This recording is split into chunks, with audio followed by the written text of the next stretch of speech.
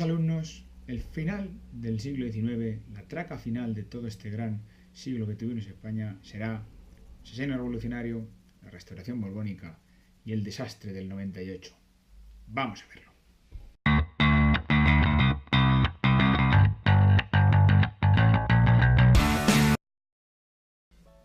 Bueno, vamos a empezar con este periodo, el último tercio del siglo XIX, que va a acabar, como veis aquí, con el tío Sam, con los americanos sacándonos bien las muelas en el desastre del 98. Bueno, este periodo empieza en el sexenio revolucionario, los 6 años más convulsos de la historia de España del siglo XIX. Va a haber de todo, como vamos a ver, ¿vale? Este periodo ya sabéis que empieza con la Revolución Gloriosa de 1868, lo explicamos en el vídeo anterior, donde Prim, Topete y Serrano van a dar boleto a esta señora que tenéis aquí, que es Isabel II. Va a acabar su reinado en ese año, en 1868, ¿vale? Obviamente, una vez acabado su reinado, empieza un gobierno provisional. Vamos a ver qué hacemos con España. Y lo primero que se hace es una constitución progresista, en este caso, que es la de 1869, que va a decir muchas cosas, pero sobre todo hay que destacar dos. Uno, las reformas de todo tipo, sobre todo a nivel social, que van a tener. Es una constitución progresista, acordaros, ¿vale? Las reformas son más profundas. Y sobre todo que el tipo de gobierno va a ser una monarquía. Entonces, para echarnos las manos a la cabeza, acabamos de echar a una reina y decimos que el gobierno en España tiene que ser una monarquía. Conclusión, como veis aquí, hay que buscar a un nuevo rey. ¿Quién va a ser el rey? ¿Otra vez Isabel II? ¿Otro Borbón? ¿Su hijo? No, el elegido es un italiano, Amadeo I, que va a estar aquí en España 13 meses. Ya sabéis que empieza con muy mal pie, su valedor principal, que va a ser Prim, uno de los generales que dio el golpe de estado de la Revolución Gloriosa, va a morir el primer día que viene, con lo cual es un reinado que va a encontrarse este italiano con muchas dificultades de todo tipo, sobre todo a nivel de oposición. Mucha gente en España va a estar en contra de Amadeo I. Primeramente, los republicanos, lógicamente. Los republicanos pensaban que la Constitución del 69 tenía que decir que España era una república y empezar a gobernar ellos de esa forma, ¿vale? Los carlistas, que también en este momento ven la oportunidad de otra vez introducirse en el trono de España e instaurar el absolutismo tras la salida de Isabel II del poder, ¿vale? Que los había derrotado, ya sabéis, en las guerras carlistas. También los alfonsinos, gente que pretende, los conservadores en este caso, se van a llamar alfonsinos, gente que pretende, como os decía, que Alfonso XII, el hijo de Isabel II, reine en España, ¿vale? Que debería ser el rey ese señor Alfonso XII, ¿vale? Ese chico en ese momento. Y obviamente la Iglesia, que estaba en posiciones mucho más conservadoras y moderadas que los Amadeo I y los progresistas, que van a ser los que van a gobernar en este periodo, ¿vale? A esa oposición de gran parte de la sociedad española se van a unir dos conflictos. El primero es la guerra de Cuba, la primera guerra de Cuba. Cuba se alza contra los españoles intentando conseguir la independencia. Y la tercera guerra carlista, como veis aquí, que está en relación a lo que os he dicho antes, ¿no? A la oposición que los carlistas van a hacer ante este rey, porque evidentemente querían imponer a su candidato al trono, Carlos VII, el hijo, acordaros de Carlos María Isidro, aquel hermano de Fernando VII. Bueno, Amadeo I ve el percal y a los 13 meses dice que se pira de España, iniciándose, como veis aquí, el periodo republicano. En España ha habido dos repúblicas, esta va a ser la primera. Va a durar 11 meses solamente la primera república, entre el año 1873 y 1874. ¿Vale? ¿Por qué va a durar tan poco? Pues evidentemente porque va a heredar las dificultades del periodo de Amadeo I. ¿Vale? Primero, las guerras tanto de Cuba como carlistas, a las que se va a unir también el problema cantonal.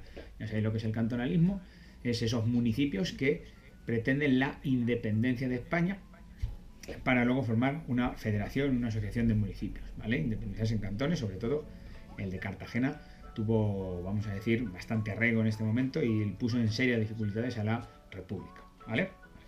Esto hace que la inestabilidad política sea muy grande en este periodo en España, ¿vale? Va a haber 4 presidentes en estos 11 meses, Figueras, Pi Margal, Salmerón y Castelar van a ser los 4 presidentes, y el fin de la República pues va a ser el golpe de estado de Pavía, ¿vale? Ya sabéis que la República había empezado ya mal porque los propios monárquicos, los propios alfonsinos, habían votado República para desgastar a los republicanos, y que ahora en este momento, una vez que la República había caído, Serrano, que era el líder de la Unión Liberal en ese momento, instaura una dictadura que lo que va a hacer es preparar la llegada de Alfonso XII. Los alfonsinos, por tanto, los moderados, van a triunfar, y todos estos que están en la oposición, tanto republicanos como progresistas sobre todo, pues van a fracasar en este periodo, ¿vale? Bueno, la restauración borbónica empieza en 1875 cuando llega a España este señor que tenéis aquí, Alfonso XII, hijo de Isabel II. ¿Vale? Los Borbones vuelven al trono y en este periodo va a haber dos subperiodos. El primer periodo, que es el de Alfonso XII, esos 10 años va a gobernar Alfonso XII en España, y luego va a haber otra regencia, que va a ser la regencia de María Cristina de Augsburgo, ¿vale? Última esposa de Alfonso XII y la madre, obviamente, de Alfonso XIII, que será el siguiente rey en España a partir del año 1902. Alfonso XII muere cuando su hijo tiene solamente un año, de ahí que María Cristina esté 17 años en la regencia, como veis aquí abajo, ¿vale? Bueno, en este periodo tenemos que destacar tres conceptos o tres ideas. El primero es que se instaura el sistema turnista. El sistema turnista va a ser un sistema de gobierno ideado por este señor que tenéis aquí, Cánovas del Castillo.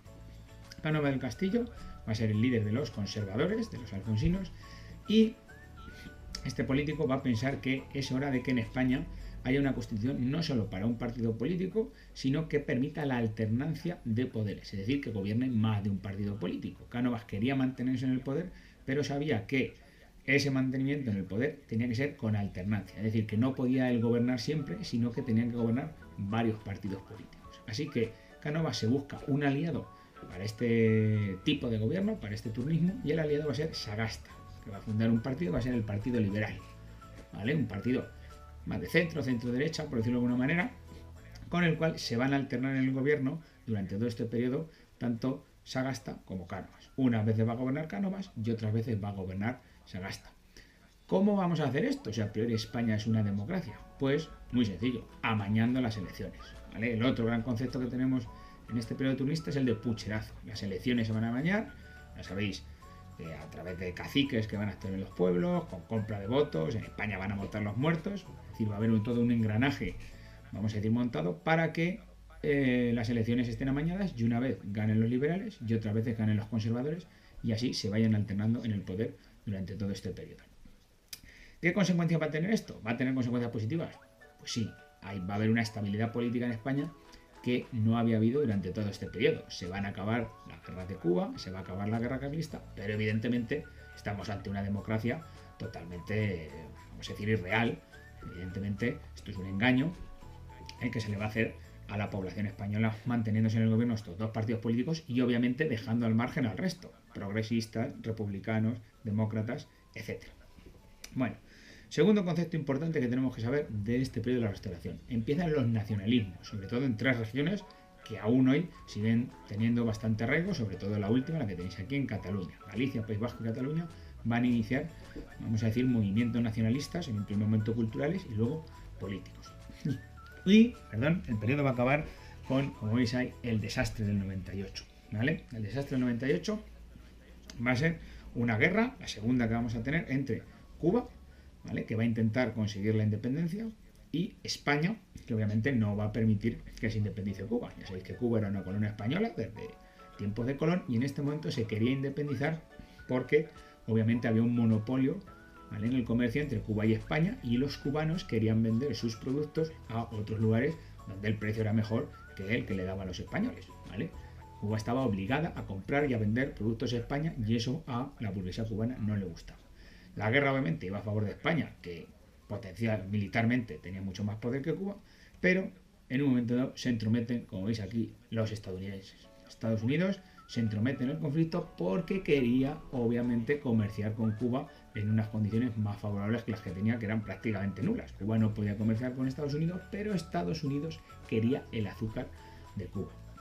Esta guerra, una vez se entromete Estados Unidos, pues evidentemente va a ser muy favorable a Estados Unidos, ¿vale? España va a perder la guerra y se va a firmar el Tratado de París, donde España, que tenía hasta ese momento Cuba, Puerto Rico y Filipinas, pues como veis aquí, esta flechita se va a poner encima y esta cruz se va a poner encima y va a decir que eso se pierde. España liquida todo el imperio colonial americano y asiático, lo que quedaba en Filipinas, ¿vale? ¿Qué va a pasar? Bueno, esto es vamos a decir, España toca fondo tras el Tratado de París. Como veis aquí, bueno, pues se va a instalar en la sociedad española una sensación de frustración y pesimismo. A la guerra íbamos muy valientes, pensamos que España, que había sido una gran potencia, iba a derrotar fácilmente a los americanos. Obviamente no fue así, los americanos derrotaron en pocos meses a los españoles, así que la sociedad española se da cuenta de que España ya no es una gran potencia, sino que somos un país total y absolutamente de segunda división, ¿vale? De ahí generáramos el regeneracionismo, la generación del 98 y todos esos movimientos que veremos ya en la historia de España del siglo XX. Bueno, hoy había pocas diapositivas, pero muchas cosas que contar, así que el vídeo ha sido un poco largo. Aún así, espero que os hayáis enterado, que las ideas hayan quedado claras y que os lo sepáis para el examen. Así que, a por ello. Bye.